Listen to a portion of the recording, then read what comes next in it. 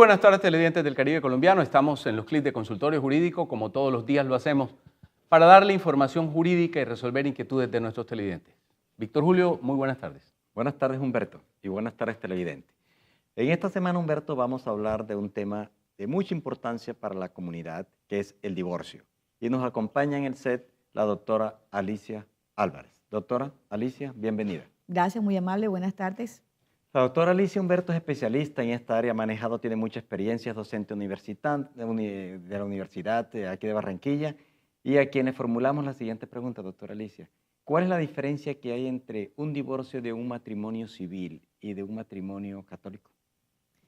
Bueno, diferencia como tal no la hay. Se tramitan con el mismo procedimiento, lo único es que cuando hablamos de un matrimonio católico se dice son cesación de efectos civiles de matrimonio católico y no de divorcio como se denomina en el matrimonio civil, pero se tramita ante los mismos funcionarios y bajo los mismos procedimientos, es decir, de mutuo acuerdo se puede tramitar frente al juez de familia o frente al notario o contencioso y se hace ante el juez de familia, ya sea cesación de efectos civiles de matrimonio católico o divorcio de matrimonio civil.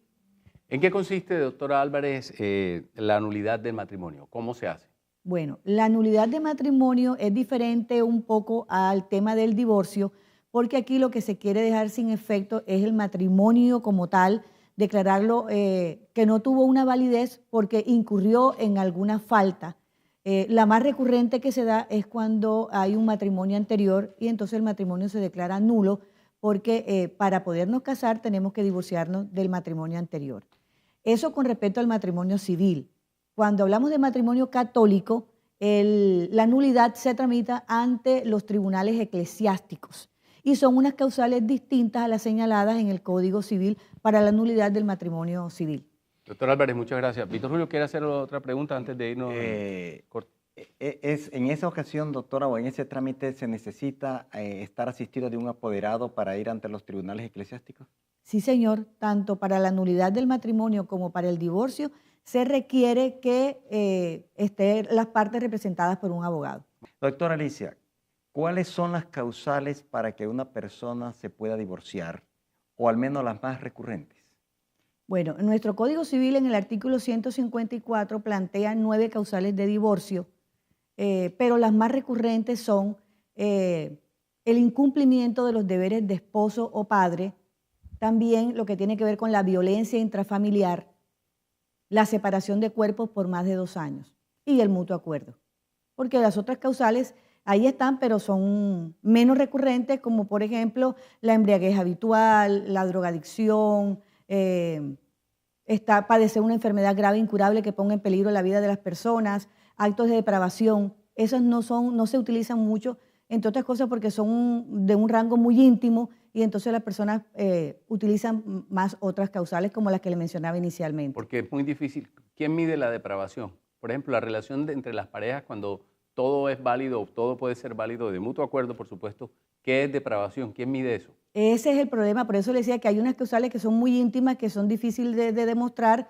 Tendría que ser que haya presente una persona para que diga que efectivamente la persona fue ultrajada, fue violada, o también actos de depravación con algún miembro de la familia. Pudiera ser que el padre está violando o está tocando a un hijo, a un sobrino, a un hermano, también están dentro de esa causal. Doctora Alicia, ¿y el mutuo consentimiento o el dejar de hacer vida marital durante un tiempo también sería una causal para el divorcio? Sí, esa es una causal que es la que se denomina separación de cuerpo legal por más de 2 años o separación de cuerpo de hecho. Cuando las personas simplemente buscan un domicilio y se separan, esa causal se llama una causal remedio porque lo que le busca es darle solución. Ahí no tiene que ver si quien presenta la demanda es el cónyuge inocente o el cónyuge culpable, sino que la puede presentar cualquiera de los 2 cónyuges. Y el juez lo que va a indagar no fue qué fue lo que pasó o qué ocasionó la separación, sino que efectivamente ha habido una separación entre las parejas. Pero aclaro algo, es una separación real, porque muchas veces las personas dicen, no, tenemos 4 años de estar separados, pero conviven bajo el mismo techo, sino que no hacen vida marital. Eso es muy difícil demostrar esa causal porque nadie puede dar fe de que efectivamente entre ellos pues no haya reconciliaciones, así sea furtivas. Entonces lo ideal es que estén separados totalmente de cuerpo y que durante el tiempo de los 2 años no hayan habido reconciliaciones en ese intervalo. Doctora Alicia, los efectos del matrimonio entre la pareja, sé que cada uno puede volver a hacer su vida marital, pero respecto a los hijos. Bueno, el matrimonio como tal produce efectos para las partes y produce efectos para los hijos, porque hay unas obligaciones y unos derechos que se generan para ambas partes. Igualmente, cuando se da el divorcio, hay unos efectos para la pareja, para los hijos en el campo personal y hay unos efectos también patrimoniales. En el campo personal es que, lógicamente, cesa la vida marital entre los cónyuges, cesa el matrimonio, cesan los derechos y obligaciones existentes entre ellos, pero persisten los derechos y obligaciones con respecto a los hijos. De hecho, ambos padres tienen la patria potestad de los hijos. Durante el trámite del divorcio, las partes se ponen de acuerdo o el juez lo decide, quién tiene la custodia de los hijos, el cuidado personal de ellos, cuánto es la cuota alimentaria que se va a entregar, régimen de visitas. Todo eso se define con la sentencia de divorcio, ya sea porque las partes llegaron a un mutuo acuerdo en la audiencia de conciliación que se hace dentro del trámite del divorcio o ya sea que el juez lo hace en la sentencia. Pero también hay unos efectos patrimoniales por cuanto el divorcio ordena la disolución de la sociedad conyugal y su posterior liquidación. Entonces hay que liquidar luego en el trámite siguiente, puede ser ante el mismo juez que conoció del divorcio o ante un notario de mutuo acuerdo, pueden liquidar las partes de la sociedad conyugal. Pero son dos trámites independientes. Bueno, varias personas nos escriben, vamos a sintetizar en una sola pregunta, una pregunta que habíamos hablado con usted con anterioridad, pero algunos televidentes incurren pues o hacen la misma pregunta, mejor. Dicen, ¿un casado puede contraer nuevas nupcias? Bueno, cuando una persona se casa para contraer nuevas nupcias, tiene que divorciarse, porque si no estaríamos frente a una causal de nulidad del siguiente matrimonio. Es decir, el segundo matrimonio que se celebra puede ser declarado nulo, con las consecuencias que con el segundo matrimonio no se conforma sociedad conyugal. Es decir, que con la nueva esposa no hay sociedad conyugal, prevalece la sociedad conyugal que tenía con el anterior matrimonio. Eso es lo que se conoce con el nombre de bigamia, que ya no tiene una connotación penal, pero sí tiene unas consecuencias civiles. Otra cosa, cuando una persona se casa por la iglesia y hace cesación de efectos civiles de matrimonio católico, no se puede volver a casar por la iglesia, porque el matrimonio de la iglesia sigue vigente. Le toca tramitar la cesación de efectos civiles del matrimonio católico y además la nulidad ante los tribunales eclesiásticos para poderse volver a casar por la iglesia. Pero doctora, si en el segundo matrimonio no hay una sociedad conyugal, ¿podría coexistir una sociedad conyugal con la primera esposa y una unión marital de hecho con efectos patrimoniales para la segunda? Esa pregunta es interesante porque las personas tienen muchas inquietudes frente a eso. Hay que tener claridad. Yo puedo estar casada y tener unión marital de hecho. Yo puedo tener la calidad de esposa de un señor con el que ya no vivo, lógicamente, pero tener también la calidad de compañera permanente con la persona con la que estoy conviviendo actualmente. ¿Qué pasa con la sociedad patrimonial de hecho? No se conforma sociedad patrimonial de hecho porque hay una sociedad conyugal vigente, es decir, no pueden coexistir una sociedad conyugal con una sociedad patrimonial de hecho. Y es lo que sucede con mucha frecuencia. Las personas se separan de hecho, no se divorcian y luego empiezan a convivir con otra persona. Adquieren bienes, pero resulta que el 50% de esos bienes que adquirió le pertenecen es a su cónyuge.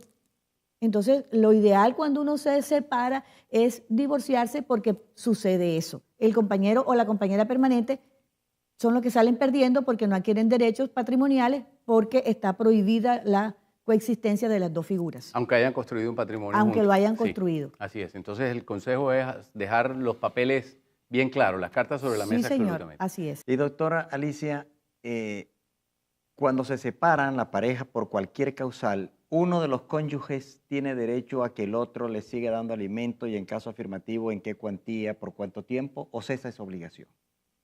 Sí. Uno de los efectos del matrimonio es el socorro y la ayuda mutua, ¿cierto? Eso implica que los cónyuges y compañeros permanentes tienen obligación alimentaria uno para con el otro durante el tiempo que subsista el matrimonio o la unión marital de hecho. Entonces, mientras yo estoy casada, yo puedo solicitarle alimentos a mi cónyuge y el esposo puede solicitarle a la esposa siempre y cuando se necesiten.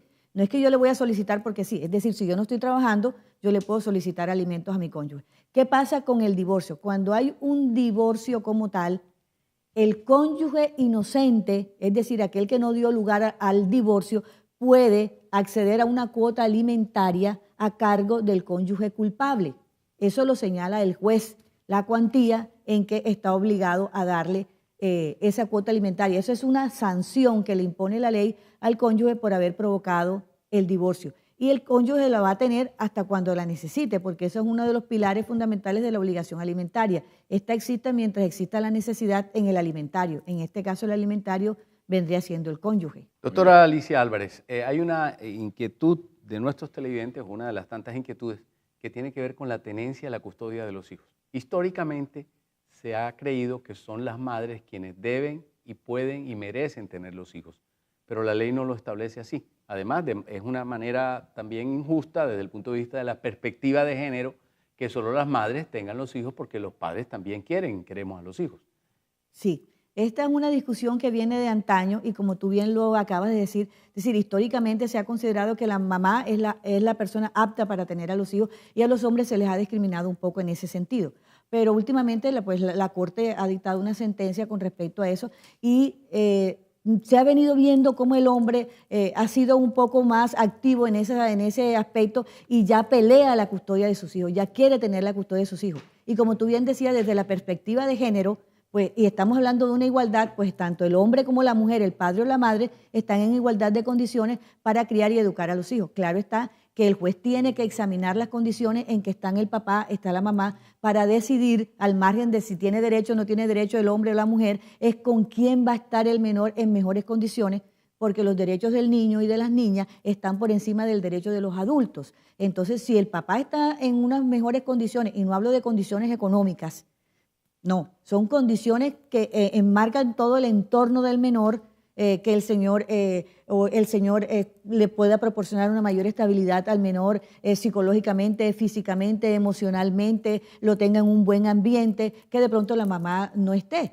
porque la mamá puede tener algún problema físico, psicológico, problemas de adicción o algún otro tipo de inconveniente que no le permita a ella desarrollar plenamente su rol de madre. Doctora Alicia Álvarez, muchísimas gracias por haber estado esta semana con nosotros en los clips de Consultorio Jurídico. Hay importante, no podemos decir que es suficiente ilustración porque hay muchas inquietudes y próximamente vamos a invitar nuevamente. Sí, yo creo que hay que hacer otro programa, Humberto, para seguir conociendo este tema, ilustrando a nuestra comunidad, pero a nuestros televidentes los invitamos que en la próxima semana nos siga acompañando con nuevos tips en Consultorio Jurídico.